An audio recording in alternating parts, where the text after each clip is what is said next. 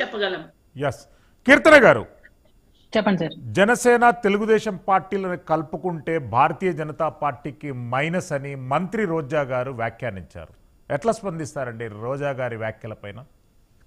వీళ్ళకి ఫస్ట్ నుంచి రోజా గారికి కావచ్చు, వైసీపీ కార్యవర్గానికి కావచ్చు, ఎదుటోళ్ళ పార్టీ ఏం వైఎస్ఆర్సీపీ అధికార ప్రతినిధి కృష్ణవేణి గారు కూడా జాయిన్ అయ్యారు. వెల్కమ్ అండి కృష్ణవేణి గారు. సార్ ప్యానెల్ లో ఉన్న వాళ్ళందరికీ కూడా నా నమస్కారాలు. కీర్తన గారు కంటిన్యూ ప్లీజ్.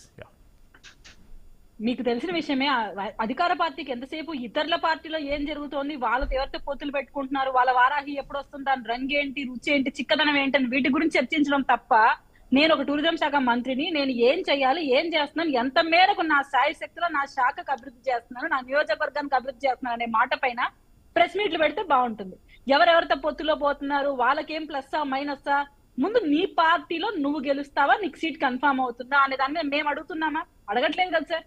మేము ఆమె శాఖ గురించి మాట్లాడుతున్నాం. ఆమె కూడా రాష్ట్రంలో ఉన్న అభివృద్ధి గురించి, వాళ్ళ ప్రభుత్వం చేసిన మంచి కార్యక్రమాల గురించి మాట్లాడాలి. అంతేగాని జనసేన టీడీపీ కలిసిపోతే మంచిది, బీజేపీని కలిపిపోతే మైనస్ అవుతుంది, నీకెందుకమ్మా ఉచిత సలహాలు, మేము అడిగామని నేనేమని చెప్పమని చెప్పి నీకేమన్నా మేము అడిగామా? లేదు జగన్మోహన్ రెడ్డి గారు నీకు వాక్చాతుర్యం బాగుందని విరుచుకుపడి మరి మాట్లాడతావు కాబట్టి నీకు మంత్రి పదవి ఇచ్చారని నేను అంటున్నానా? లేదు కదా సార్.